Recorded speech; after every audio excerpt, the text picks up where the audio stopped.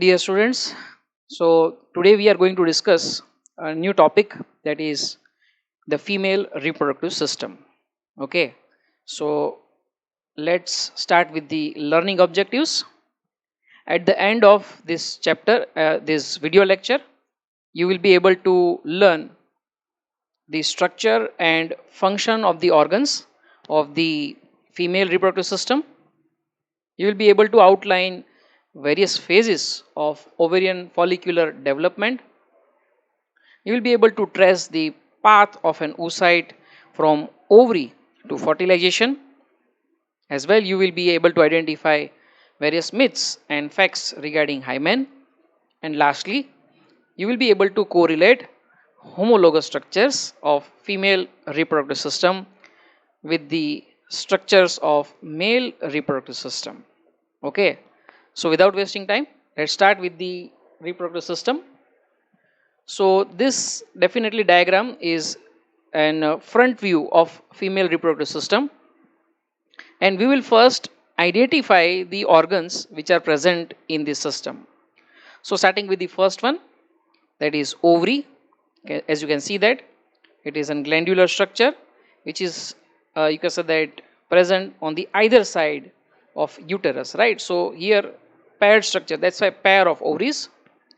Second is fallopian tube, again a paired structure. You can just see that it is closely related with the ovary, but it is not physically connected with the ovary, and then it is connecting to the uterus, right? So it will help in collection of ovum, and it will help in the movement of the ovum, right, towards the uterus. Fine. Then is the uterus, or it's called as a womb, where there is a development of embryo fetus will occur. Cervix, a narrow part which connects this uterus with the vaginal tract. And finally, definitely, this is vagina. And outside the vagina, there are some structures which are not shown in this diagram. That is external genital organs or external genitalia, which is also referred as a vulva and pudendum. Also, not to forget that mammary gland, that is breast, also is accessory sex organ.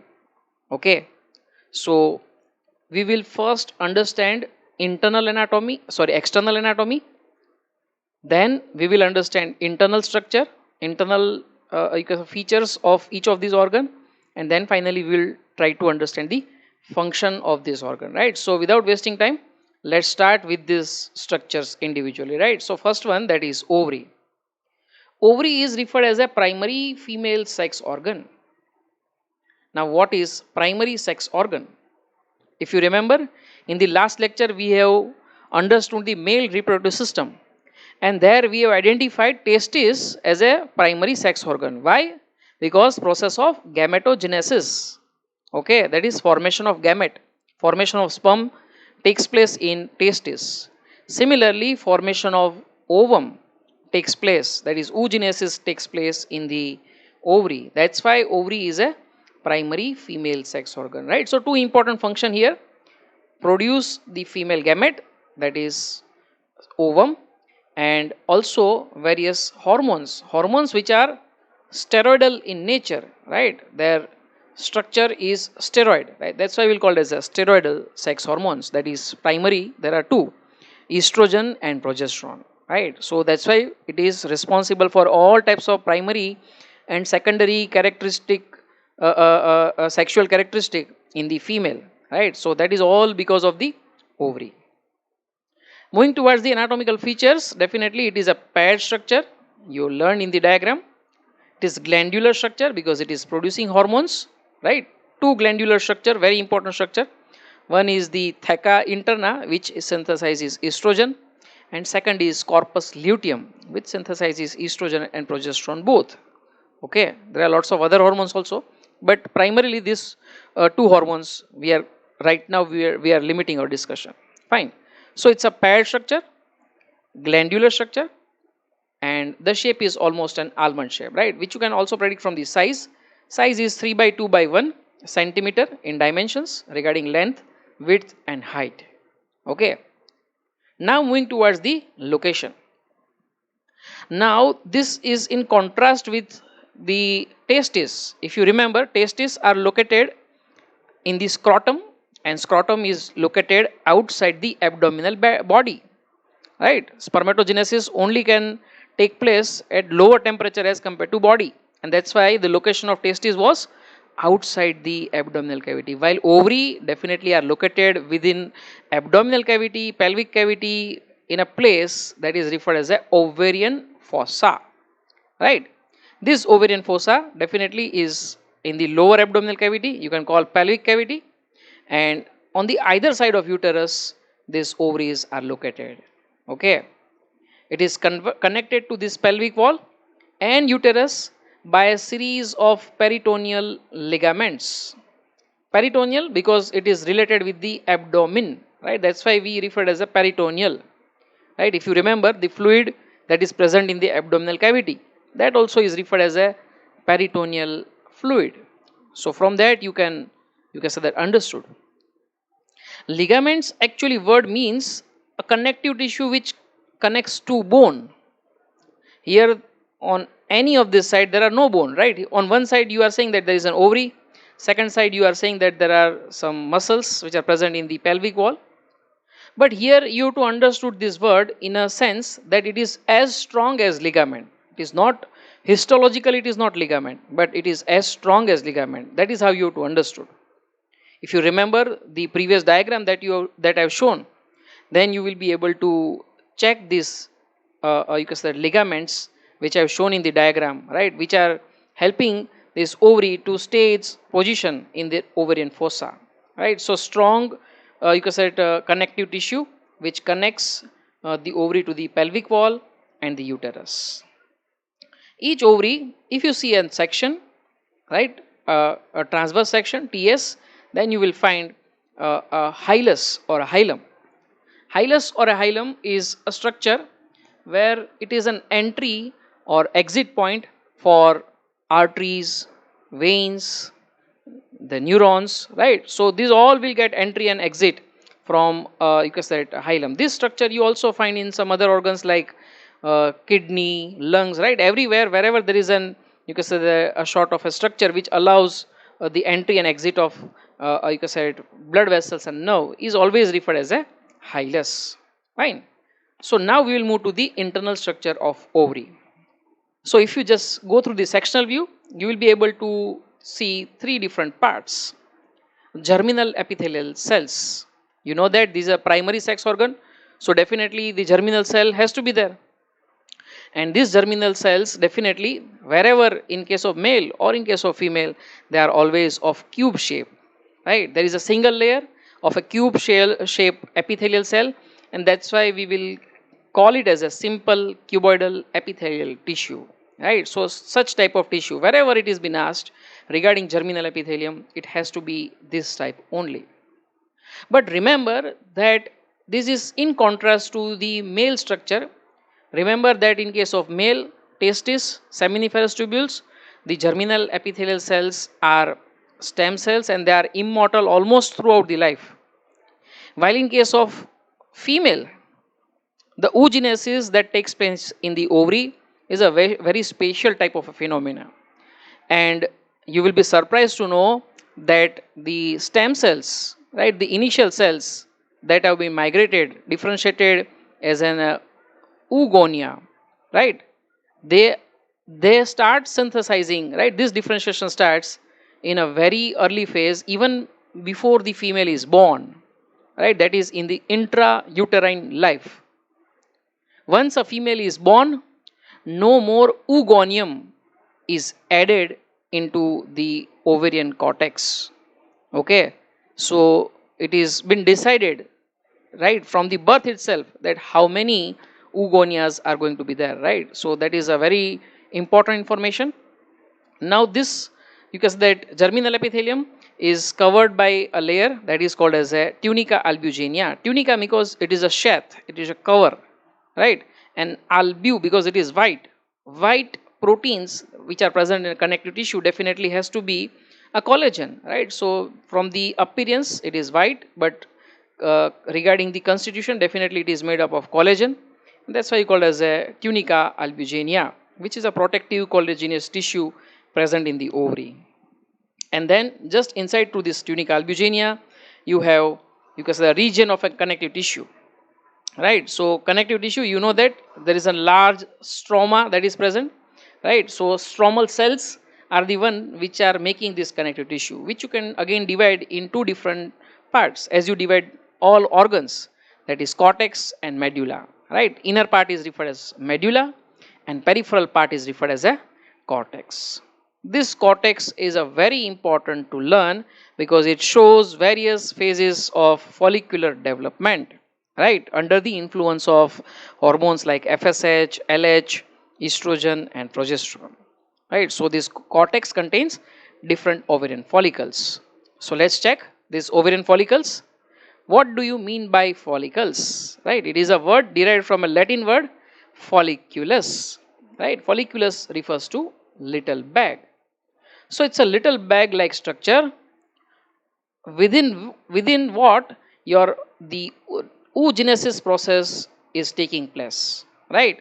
So follicles are the structure, right, which is having two different parts. One is uh, it may be primary oocyte or a secondary oocyte, right? So it's a development of the ovum that you can consider here.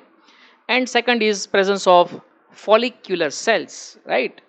So initially it is a follicular, then it will, we will call it as a granulosa cell, right? Let's check the details. So yes, definitely, as I told you, it consists of ova, right? Initially it is primary oocyte, then it will be secondary oocyte, right? And their surrounding tissues, and this surrounding tissue shows various stage of development under the influence of hormones. So this is, you can just see that ovarian fossa where ovary is located, right? This is a part of a lower abdominal cavity, pelvic cavity, and this is, I was just zoomed out, right? So this is a section of an ovary. This is a primary, you can say, germinal epithelial cells, right? And then you can just see that tunica albuginea, this is stroma, right? This is hilus, and this stroma cortex part is showing various stages of development of the ovarian follicle. Now initially where you have you can say that the stem cells which are differentiated into oogonia, these oogonia cells, they are covered by some stromal cells which are flat in nature. So they will result in a formation of a follicle, right? Follicle is a little bag like structure where there is presence of oogonia, and then finally you have presence of lots of stromal cells which are attached to this. Initially these flat cells, they eventually become columnar, and up to this stage you can call it as a primordial follicle. As I told you that no more oogonia are added after birth. So once been born, there are lots of primordial follicle cells, but before there is a release of FSH and LH, right? So without FSH and LH, the development of this primordial follicle is not possible, right? Remember that within this oogonia there has to be a process of meiosis, right? Meiosis is a special process, cell division process, by which chromosomal number will reduce to half and the germ cell, gamete cell, that is ovum, can be produced. So these cells without hormones, they cannot develop, so they will remain in a arrested position, right? What you call as a cell arrest, until there is availability of FSH and LH, and that definitely is until puberty.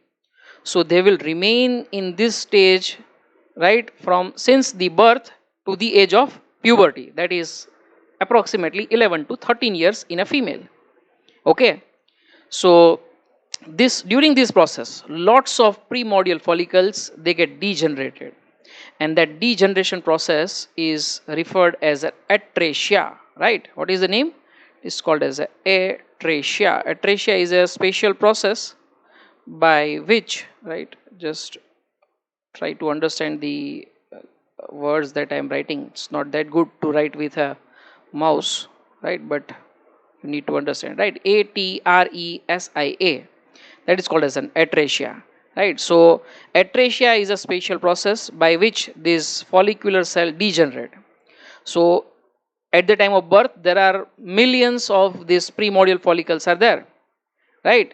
But when you reach at the phase of puberty, each of these ovary will have approximately you can say that 70 to 80,000 of, because that the follicular cells, right? You don't have more than that, but then statistically speaking it is more than enough, right? Because throughout the life, if you just see, then during the phase of ovulation a woman releases approximately 450 ova, not more than that. So to get 450 ova from 70,000 you can say oogonia is not a bad number, right? Chalo, coming back to the detail, that now this primordial follicle, right, once you have gonadotropin releasing hormone that is released from the hypothalamus, then you will have the release of FSH, and under the develop, because that the, because of that influence of FSH, follicular cell will start dividing, right? That's why you call FSH follicular stimulating hormone. So there will be many layers. Here there was a single layer in primordial follicle. Now there are many layers, and these many layers, they are referred as a granulosa cells. So when a primary oocyte is covered by many granulosa cell, it is called as a primary follicle. Okay, so you can just see that now there is lots, your development is more, and once you have granulosa cell, there is one more layer of stromal cells that is surrounding this ovarian follicle, and that cell is referred as a theca. Theca means a protective layer, right? You just have a covering, right, over your books. That is what? That's a theca, right? So again speaking, this is follicular cells, single cells. Under the influence of the FSH, there will be cell division of this follicular cell, and now you will refer it as a granulosa. When primary oocyte is covered by granulosa cell, you will call it as a primary follicle. Now once a primary follicle is developed, further there will be development under the influence of FSH. You have one more layer of stromal cells. These stromal cells now will be organized in two layers, one which is outer and protective, that is theca externa, and one which is vascular and internal, right? This is an internal structure, this is an outer structure, right? So these two are closely structured, basement membrane, and second is your internal, right? So theca externa, theca interna. Theca interna is the one which secretes estrogen, right? So that is very important. Primary source of estrogen in ovary is from theca interna cells, right? Also these granulosa cells, because they are having glandular function, they will start secreting a fluid. You can just see that a cavity that is present within a follicle cell, that cavity is referred as antrum, right? Two very important word we have learned, one was atracia and second is antrum. What do you mean by atracia? Atracia is the process, special process by which follicular cells are degenerated, right from the birth to the puberty. And antrum, antrum is a cavity which is observed in a secondary follicle cell. So secondary follicle cells, we have characterized two important you can say characteristic. One is presence of organized theca, right? Organized theca, because theca is divided in two phases, theca externa, right? Theca externa and theca interna. And second important characteristic is presence of antrum, right? Now this granulosa cell, they will start secreting more and more fluid, right? You can just see that the fluid is now more, and you can just see that because of this fluid, now this membrane appears quite thin, right? All cells also will now move towards the periphery because there is a lots of pressure because of this fluid. Okay, so this is follicular fluid, yeah.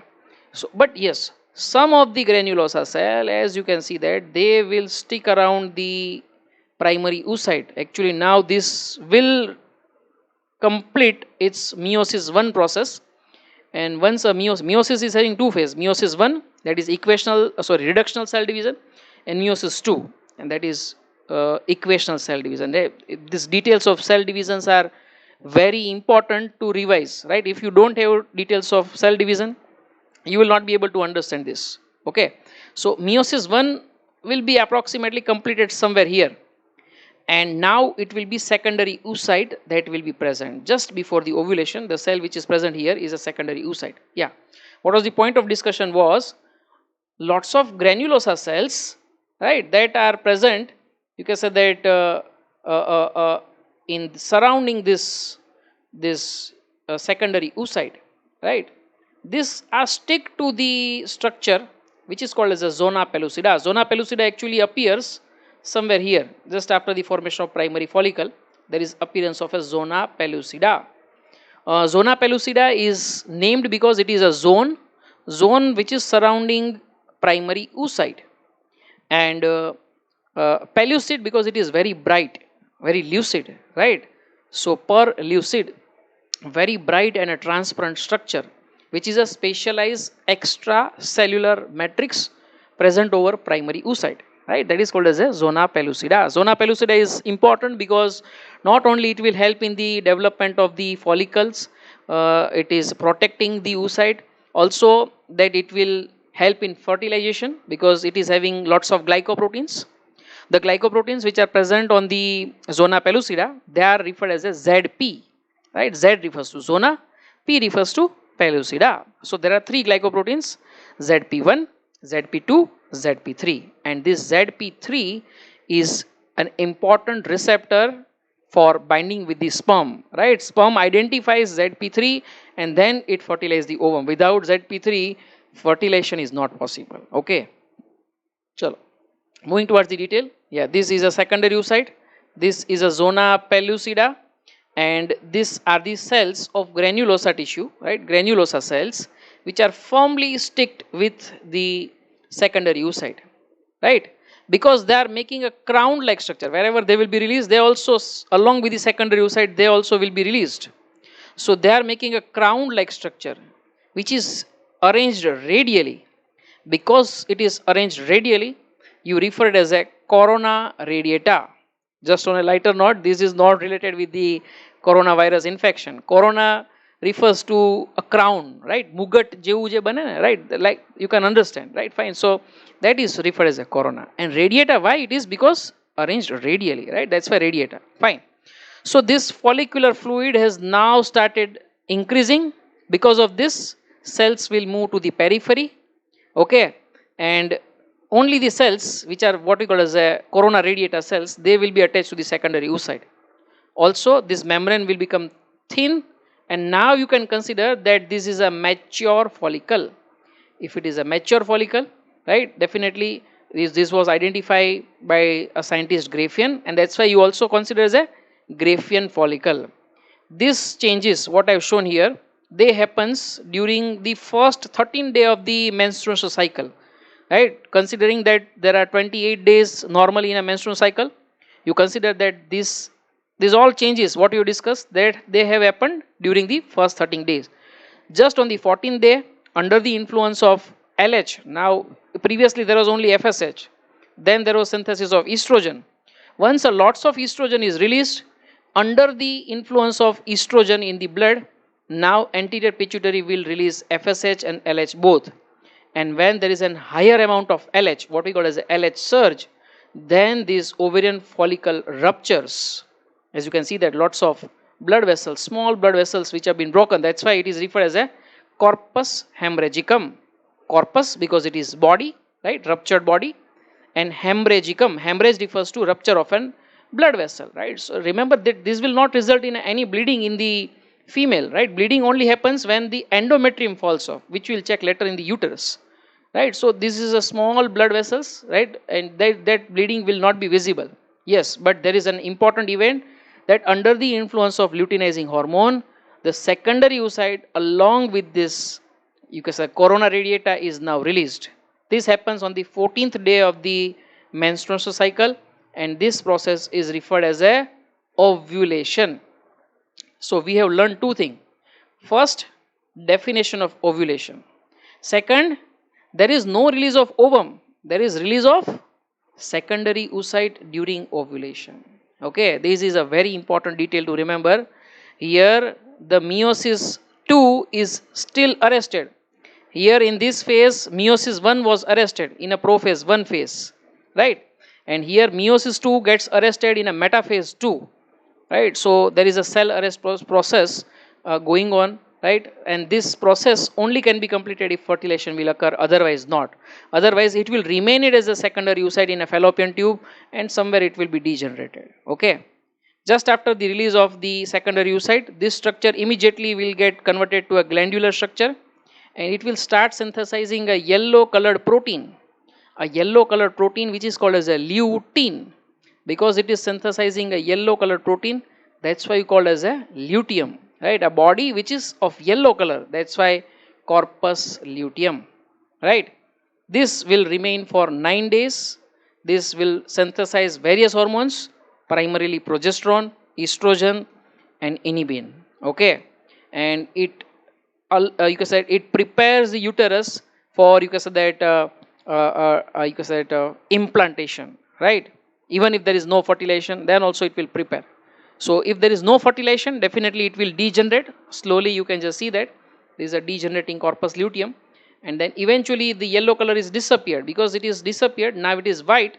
That's why you call it as a corpus albicans, right? So corpus luteum is now converted to corpus albicans, which will be degenerated again. Fine.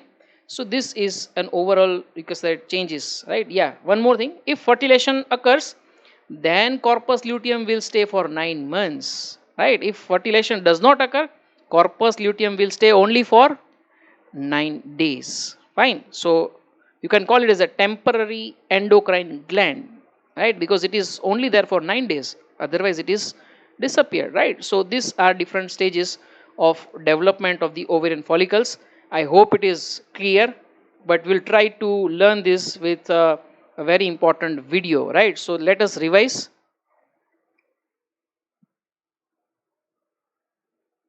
The ovaries produce secondary oocytes, the female sex cells. During fetal development, stem cells, called oogonia, go through mitosis. Some of these cells develop into 46 chromosome primary oocytes. At the onset of female puberty, tens of thousands of primary oocytes each form part of a primordial follicle in the ovaries. Between menarche and menopause, each primordial follicle develops into a mature follicle, and its primary oocyte completes meiosis I. Some primary oocytes become secondary oocytes, 23 chromosome cells that begin meiosis II, then pause. Each month, one secondary oocyte is released into the uterine tube. Meiosis II is completed when the oocyte is fertilized. The resulting ovum can develop into a zygote.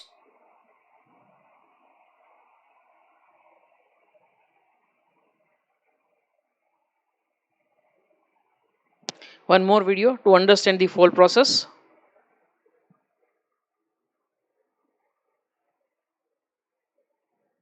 A primordial follicle consists of an oocyte surrounded by a single layer of squamous granulosa cells. A primordial follicle becomes a primary follicle as the granulosa cells become enlarged and cuboidal. The primary follicle enlarges, and the granulosa cells form more than one layer. The zona pellucida forms around the oocyte. The structure is called a secondary follicle when fluid-filled vesicles develop among the granulosa cells and a well-developed capsule, or theca, becomes apparent around the granulosa cells. The theca possesses internal and external layers. The structure is called a mature follicle when the fluid-filled vesicles form a single antrum.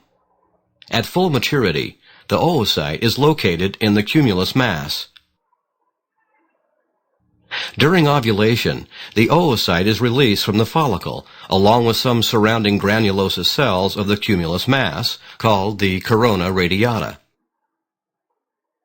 Following ovulation, the granulosa cells divide rapidly and enlarge to form the yellow corpus luteum. When the corpus luteum degenerates, it forms the white corpus albicans.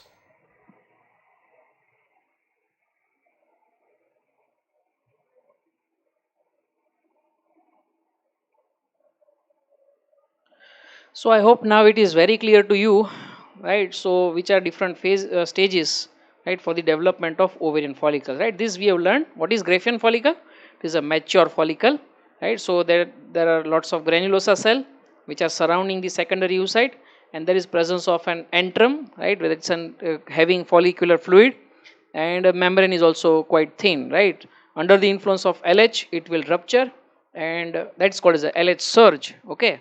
And then finally it will result in a formation of a corpus luteum, right? So just after ovulation, you can say from Graafian follicle, right, corpus hemorrhagicum will form, and from corpus hemorrhagicum a glandular body which is of yellow color, right? Because it is having lutein protein, that is referred as a corpus luteum will be synthesized. Function is definitely it is endocrine gland, so it is responsible, it is only source of the production of progesterone, right? Remember that estrogen is synthesized from two sites in the ovary. One is from theca interna, okay, and second is definitely from corpus luteum, but progesterone is only synthesized from corpus luteum. Apart from the progesterone, estrogen, relaxin and inhibin also is synthesized. Relaxin is only synthesized in the phase of pregnancy, otherwise not. Okay, inhibin definitely, just like we have learned in case of male reproductive system, it is inhibiting the excessive, you can say, activity of these hormones. It will inhibit FSH. Okay, and finally this corpus luteum, if it is not fertilized, it will degenerate, right? If the ovum is not fertilized, then it will degenerate into a fibrous scar tissue, which is referred as a corpus albicans, right? So with this we have completed the first structure, that is ovary. Okay, I hope the lecture was informative and had covered all the details regarding the anatomy and physiology of ovaries. Rest of this organs we will cover in a part 2, right? Because I have got feedback from many students that 1 hour lecture is quite long, it is difficult to, you can say, go through this whole lecture of 1 hour, so we'll restrict our lecture for 30-35 minutes. Okay, thank you very much.